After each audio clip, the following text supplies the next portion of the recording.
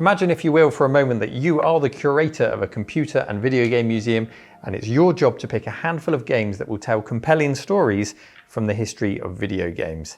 Hello, cave dwellers. Yes, that enviable task falls to me today because I am that curator, and this is that museum, the Cave here in Stroud. Truly the museum that YouTube and Patreon built with your support, and it goes from strength to strength, which is why I've been able to expand on the displays this week with a new glass cabinet, and it's video games that I've chosen to display in there. I already want more cabinets. There are already more stories to tell. There are too many games to whittle this down to. Also ties in with an inventory that I've been doing of the museum over the last few months, and there's still years to go in that inventory, but already what we've put in there allows me to do a deep dive into the contents of what we have here so I can pick things out. It's been a really useful tool. You can see it there on the screen. The cabinet itself was a self-build cabinet because we're up on the 4th floor, and I thought that seems wise. It'll be easier to get up the stairs than a pre-constructed cabinet. Or did I regret that decision? It was a late night building this thing with a lot of head scratching, as you can see here from the time lapse, but I got there eventually, and it turns out to be a very solid little cabinet there. I'm sure you want to know what games we're going to put in there, so let's start with my very first choice. And speaking of cabinets, what are these cabinets? Well, they're at PCBWay.com because it's not just PCB design and assembly that they do. You can also use them for CNC milling and 3D printing. They have everything you need under one roof to design, prototype and manufacture that project you've been meaning to get to. If I'd really thought about it, I could have used them to make my cabinet. Check out PCBWay.com, and we thank them for supporting the museum and the channel.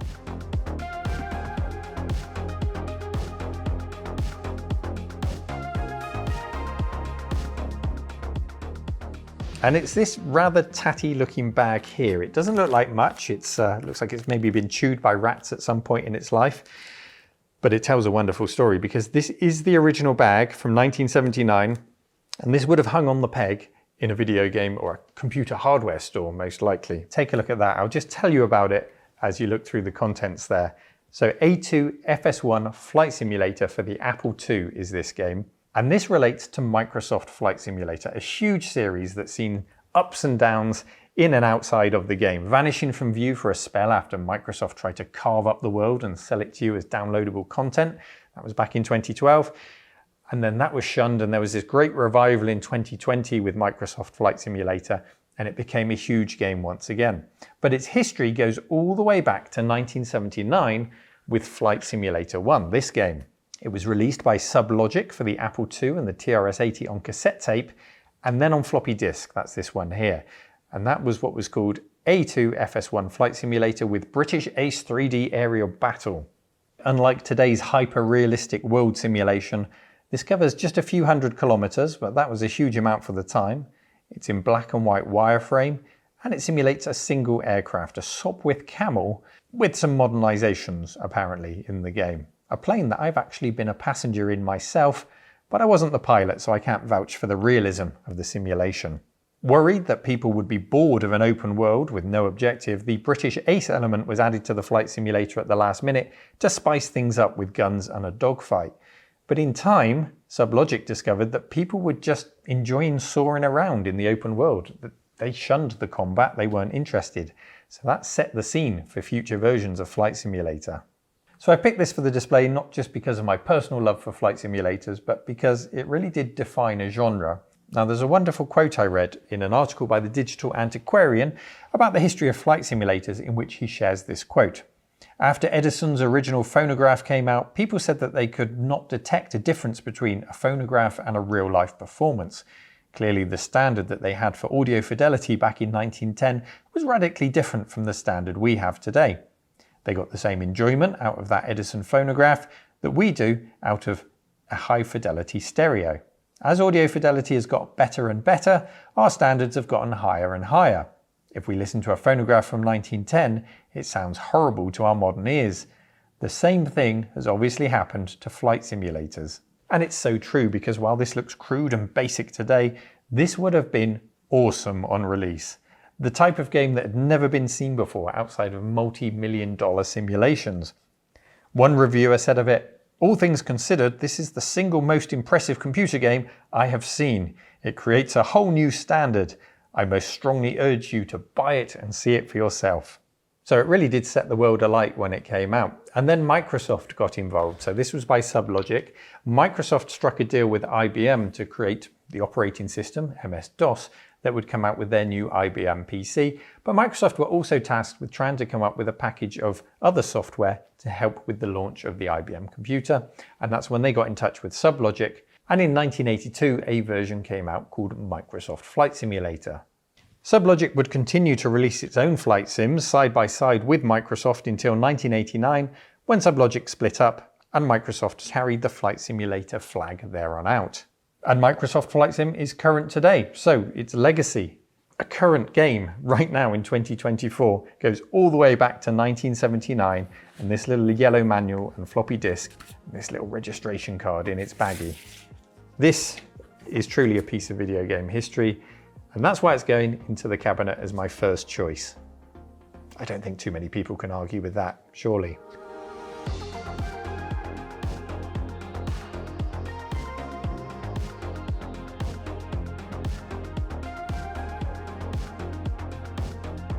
My next choice of game for the cabinet also has links back to IBM. And it's not this box, but the game is King's Quest. Now, King's Quest was a graphical adventure from Sierra. Sierra and LucasArts famously spearheaded graphical adventures and what became the point-and-click genre of adventure game that we all know so well. In Sierra's case, it goes all the way back to 1980, when Roberta Williams, alongside Ken Williams, the founders of Sierra Online as it was back then, created a game called Mystery House. Now, this was a text adventure game, and they added line drawings to it. And this was a phenomenal thing at the time, to add so many graphics into a game, because they were simple line drawings which were plotted. It was just plotting data that was stored. They were able to store a lot of images onto the floppy disk and give a graphical representation of the adventure game that you were playing. This was then followed up by another game called The Wizard and the Princess, but it was when IBM came along that things really took off. Not to say those games weren't popular, but to take it to the next level, IBM were producing a new piece of hardware called the IBM PC Junior, and we're not going to get into the nitty-gritty of that. Suffice to say, it was a massive flop, but they had a lot of money to throw at it, including a reported $700,000 check, which they threw at Sierra and said, make us a graphical adventure game that will really grab people's attention and help us to sell this system. And that game was King's Quest. Yes, it was later ported to other systems, but this is for the IBM PC Junior, and this is the original King's Quest in its original packaging. It's in really good condition, this. I will carefully open it up because it's like a great big plastic cassette tape box, and I don't want to snap the joints on the edge of it. There we go. And what I can take out from here is the original disc in its IBM sleeve. Really good condition. We've got the manual, and there's also this King's Quest backup diskette certificate. It's fantastic. It says the original of this certificate acts as proof of purchase and gives the licensee the right to obtain one copy of the program diskette for backup use. It's in pristine condition, this. It really is wonderful. So many of you will be familiar with King's Quest and the many Quest series and other point-and-click adventure games that Sierra went on to make. It wasn't point-and-click at this time. You were still typing into a parser and watching the animation unfold and steering your adventure around the game. It took 18 months of development, and in this time Sierra wrote a new engine called AGI, or Adventure Game Interpreter, which would serve as the backbone of a game in which you played that valiant and brave knight, Sir Graham, in the Kingdom of Daventry, retrieving magical items stolen by a sorcerer. Never trust a sorcerer.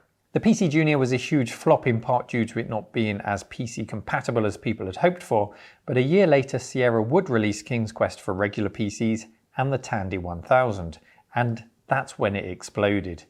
Before long it would be ported far and wide, and the AGI game engine powered Sierra's range of graphical adventures, including Police Quest and Space Quest.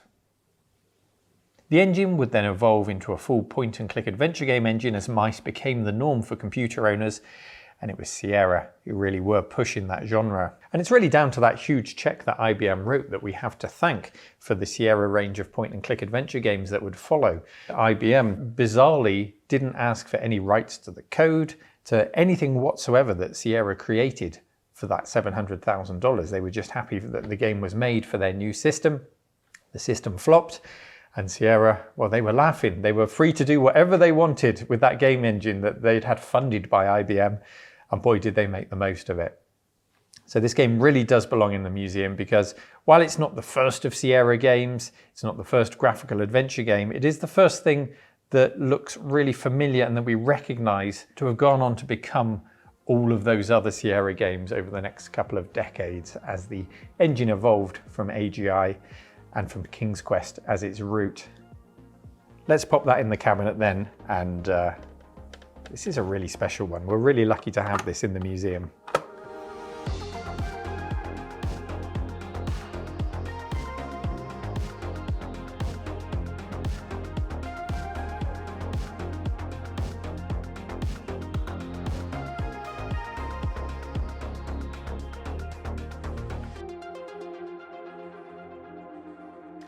My next choice of game is an 8-bit game. It's a platformer for home micros, and the reason for it going in the cabinet is that it was simply too hot for the shops. It went on sale for several weeks before it was pulled. It is, of course, the Great Giana Sisters. My version is for the Commodore 64, but it came up for many other platforms. And you can see some text here on the front cover. It says, "The Brothers are History." And that, of course, is a reference to Mario Brothers because it is an absolute shameless rip-off of Super Mario Brothers on the NES. It proved to us home micro owners that we could do what the NES could do. And it did play well. I mean, I'm not saying it was as good as Super Mario Brothers, but it reviewed well and it played well, and it just made us happy that we could have such a game on our systems. And a lot of us got to play it because despite this being pulled from the shops, it of course made its way out through the usual piracy channels. So we were all very familiar with it. But why was it pulled from the shops? Well, because it was so close to Super Mario Brothers, Nintendo put pressure on the distributors. Not through a lawsuit, it didn't make it that far, just through the threat of a lawsuit. That was enough to make Rainbow Arts recoil in horror and say, we don't really want to take on the might of Nintendo. I mean, it's a familiar story. We've seen Nintendo do it time and time and time again. And arguably, they were within their rights to do such a thing because this game is so similar. As you can see, there are so many similar elements, whether it's pipes coming out of the ground, the types of enemies, the types of power-ups. Come on, it's shameless. This is Super Mario Brothers in all but name. So within weeks, it was taken out of the shops, but as I said, we were all quite familiar with it because of the piracy channels.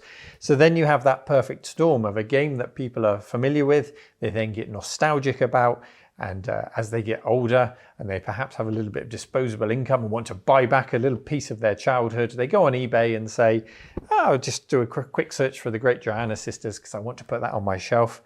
Hang on a minute, £500 plus for a copy, and that's the cassette versions, even more if you're looking at disc versions. It's the perfect storm. That is why it is a collector's item, because we all loved it, but there are so few copies of it available.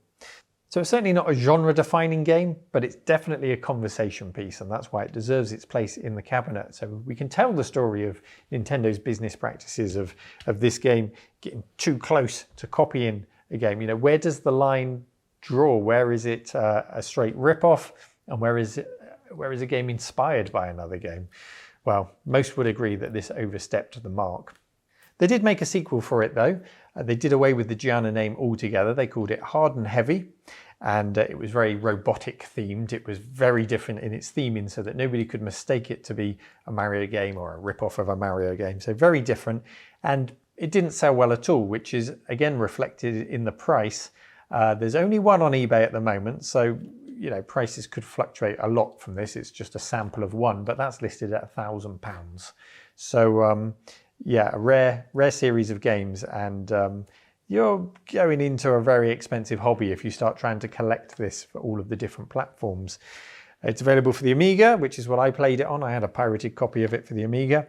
It was reviewed for the ZX Spectrum by Crash Magazine, but that particular version was never released.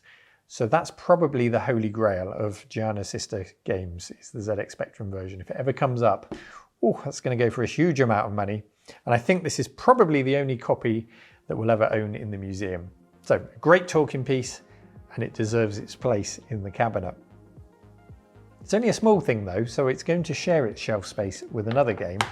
And this other game you will be very familiar with, but perhaps not in this type of packaging. Let me grab it.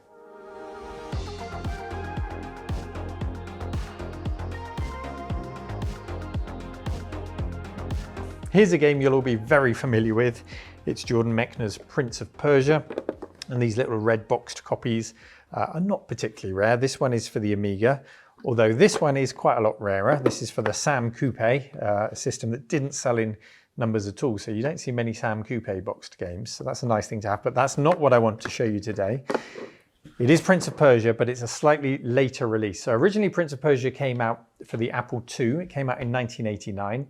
And as we heard in my recent interview with Jordan Mechner, if you've listened to that retro tea break that we had with him, when it came out, it was right at the tail end of the Apple II's life cycle. Most people had moved on. And despite the game being absolutely fantastic and pushing the system to its limits, there weren't many people left to buy the game on the platform, so it didn't do well. It was only when it started to get ported to the other platforms that it really did well. However, on the IBM PC, for example, it came out in this red box, and it didn't sell particularly well at all when it first came out. I think it did okay on the Amiga, and it did okay on other systems that came out in this box, but the PC, not so much. So they did a re-release of it, and it came out in this packaging. So here, take a look at this. This is how it was repackaged for the IBM PC and the Macintosh. This is the Macintosh version, but it came out for the PC like this. Now, according to Jordan Mechner, as soon as it came out like this for the PC, sales ignited. That's when it really took off on the PC. And you got to remember, this is pre-World Wide Web days. You went to an actual video game store to buy your video games, and games were jostling for shelf space. And if you saw this in this really unique packaging and this lovely gold glossy finish, if you saw this on a shelf, oh, it would have caught your eye. Now, I did see it at the time, but I couldn't buy it because I had an Amiga. The only choice for me was, apart from illicit copies, was this red box version. I saw this and I lusted after this, and it looked premium and it had a premium price tag, but there was no point in me buying it at the time. So I've always wanted it ever since, and I'm absolutely delighted to have got this for the museum. But just look at it, it is gorgeous. The bottom of it, this purple section comes off, and then you slide everything out there. The manual, the discs and everything just sort of slide out. It's not the most practical box, if I'm honest. Got lots of packaging in there to look after it. There we go, there's 3 floppy disks in there. As I say, this is the Apple Macintosh version. And you've got the manual, and we've got a little brochure. Oh, it's for Mist. We've got an advert for Mist in there. That's very much of its time, and the registration card. So yeah, it's not a particularly practical box, but it's a gorgeous looking box. And then there's this Prince of Persia 2. So the sequel has a reversed box. Instead of a foot, it has a hat that comes off. So it's the same kind of box design. It's just as stunning, although I do think I like the gold slightly better on Prince of Persia 1. It kind of is lost a little bit on the second one here. But again, a really unique box design, and I think they'll look wonderful on the shelves. Now, even if you haven't played these or you didn't own these, people will be nostalgic and they will become talking points, because there were 22 releases in the series, I believe, something like that, a huge number of Prince of Persia games. It was kind of dormant from 1993 to 99 when Prince of Persia 3D came out, and then it really exploded. Lots of games again. There was the movie, Prince of Persia. There was a new game in the Prince of Persia series just this year has come out, so it's still going strong. But it comes back to this original version, which really did stun us with its rotoscoping and with its cinematic feel. It's a great game, and this is a great presentation of the game. And, well, truly, as Indy says, it belongs in a museum.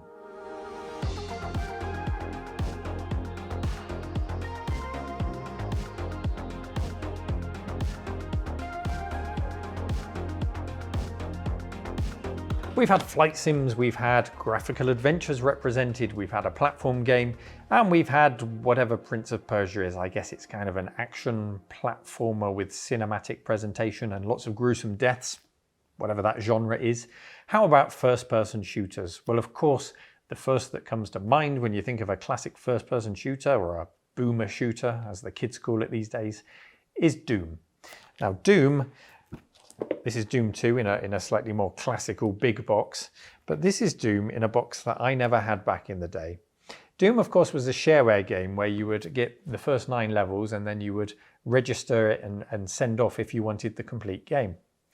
As with many games of the era, many of us pirated.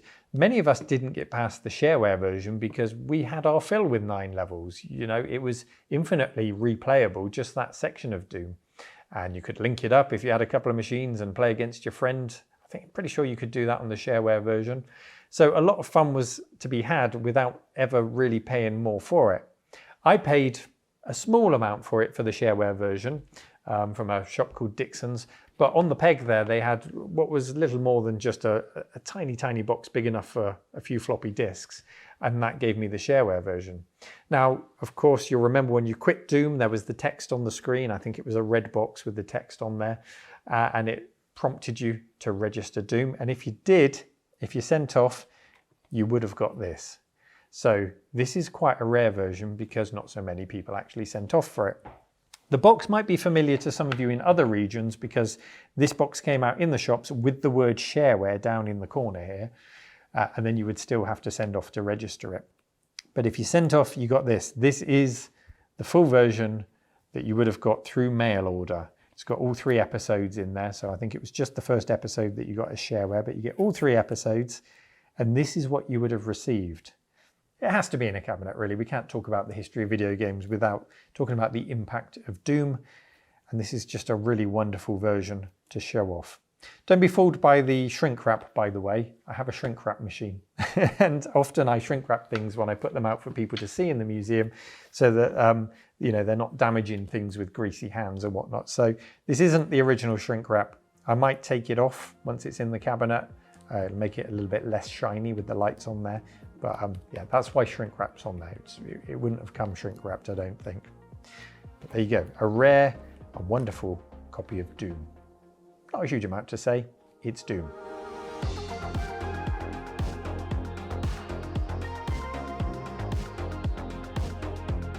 Those of you who know me know that we were never going to get through this episode with this particular series being brought up. It represents CRPG games, and it is, of course, an Ultima game. Now, in particular, it's Ultima 7, which I consider to be the best of the whole series. And in my own personal history of video games, for me, this is one of, if not the best game ever. I often revisit it when I'm feeling nostalgic. It's comforting, it's astounding. There's always more to be discovered in there, and it is a living, breathing world. Long before other more modern games were doing it, this was pioneering it. Now, I'm not saying if you go back and play it now that you will be wowed and stunned in the same way that you were when it first came out. But I think you could probably still appreciate it if you go back and play it. And there are modern engines that help you to do that on modern computers. Like there's one called Exalt. I'll put a link in the description, which makes it easier to revisit it on modern hardware. So do check it out. Anyway, this is Ultima 7, the Black Gate. And it also came with some add-ons. So Ultima 7 was followed up by Ultima 7 Part 2, which is the Serpent Isle. This is a standalone game, so you didn't need that. There was an add-on for Ultima 7 The Black Gate called the Forge of Virtue. Again, we're going into silly money now. There's one on eBay right now for £1,000. So that's not going to be appearing here anytime soon. If anyone's got any leads to get hold of the Forge of Virtue, do let me know. The one on eBay is one of those ones in a silly plastic graded case, so I'm sure we can get it for less. But that's the only one I can see at the moment. So we had that, we had the Forge of Virtue, then we had Ultima 7 Part 2 Serpent Isle, which is standalone. It brought upgrades to the engine. It was a much more linear story than the open world of the Black Gate, but still very enjoyable and still lots to explore. And then there was an add-on for that called the Silver Seed, which I do have here. And that wasn't quite finished in typical EA style, because this was made by Richard Garriott, co-founder of Origin Systems. That was then sold to Electronic Arts. The story of the Black Gate has a lot of references to EA, very badly hidden in there, and Richard's thoughts on EA. He wasn't a fan, suffice to say. And EA really rushed this one out the door. Storylines weren't tied up, it wasn't quite finished, but it does kind of set you up and set the scene for Ultima 8. which again was a rushed product by EA. So once EA get their hands on the series, that's when things start to go downhill. And that's why Ultima 7 is really the sweet spot. That's the pinnacle, I feel, of Origin and Garrett's era with Ultima, with the series. So this is really in the cabinet as much for my own personal history as it is a representation of RPGs, and as a rare thing to get hold of. You can get hold of them, but when you start getting into the add-on packs, it starts to get rarer and rarer and more difficult to get hold of. And these are all in fantastic condition. And this one is shrink wrapped by me. Again, you can see the box is pretty worn. I am going to open it up just to show you the kind of things we used to get inside of games like this. And actually, some of the content should be on display in the cabinet too. So this doesn't want to remain sealed. Let's just open up the box, which tells us we need at least a 386. Need a powerful PC to play this game. And here we go, a signature of the Ultima series, the cloth map. I had a number of these up on my wall back in the day for the different games. I know that map so well. There's the discs, there's the manuals, and I'm actually missing something from this box. There should be a little metal trinket, a medallion. It's a fellowship medallion, the fellowship being the cult within the game. That will start off happy and nice, and then things take a turn without spoiling the plot for you. So I do need to find that metal medallion. That's going to be tricky to find on its own, but I guess I'll set up an eBay search to find that. And it's kind of nice that we end on Ultima today, because it brings us full circle back to that flight simulator, because the first Ultima, or the game that spawned Ultima by Richard Garriott, was called Akalabeth. Came out in 1979, and he sold it by hanging it on a peg in the local computer store, and it kind of gathered interest and found a publisher from there. So at some point, in a little Ziploc bag in exactly the same way as Flight Simulator was, it was hanging in the store, maybe rubbing shoulders with Flight Simulator. What a year for video games. So that's kind of nice in a way, but let's put it in the cabinet. We definitely want that cloth map out there, and that will invoke a lot of fond memories for a lot of people as they walk past the cabinet, and it certainly will for me. I think that's allowed, isn't it? I'm allowed to put a little something out for me once in a while. Yeah, that one's for me. So that's my choice of games to go in the cabinet today. What do you think of them? What would you have put in the cabinet? Do you disagree with any of my choices? Do you think some of them should be thrown out, or do you think I should have put something else in there? Do let me know in the comments. Keep in mind that I am picking from what I have. I haven't just brought up a list of the top 100 games of all time and said that one in the cabinet. I have to work with what I have. So I've picked out what I can from the inventory. There's a lot more besides, as I said at the start, that I couldn't squeeze in there because the cabinet has limited space. So we definitely need to get more cabinets so that we can put more games out. And I've steered away from console games. I wanted this to be microcomputer games. We definitely need another cabinet for rare, unusual, and important console games, so we can make that happen at some point in the future. So that's why I've stuck with microcomputer games. And I think that's a nice selection. I think there's a lot of conversation pieces in there, a lot of nostalgia for people. There's one last look at them in the cabinet then. Glorious, I could look at that all day. Thank you so much for taking the time to watch. And once again, this is the museum that you guys built. This is the museum that exists because you support it. And I'm thankful every day for you allowing me to make an episode like this, to have this as a job. It is a dream come true. It is truly wonderful. Thank you so much. I hope to see you here soon. If you'd like to book a ticket, do come to retrocollective.co.uk when you can see when we're open. And if you really enjoy what I do and want to help to fund things like the cabinet here and to help us to make this museum better and better and the channel better and better, then please go to patreon.com/RMC Retro, where you can become an official cave dweller and show your support. Thank you so much for watching, and I'll see you in the comments. Let me know your thoughts on the game choices. Take care, everyone. Bye-bye.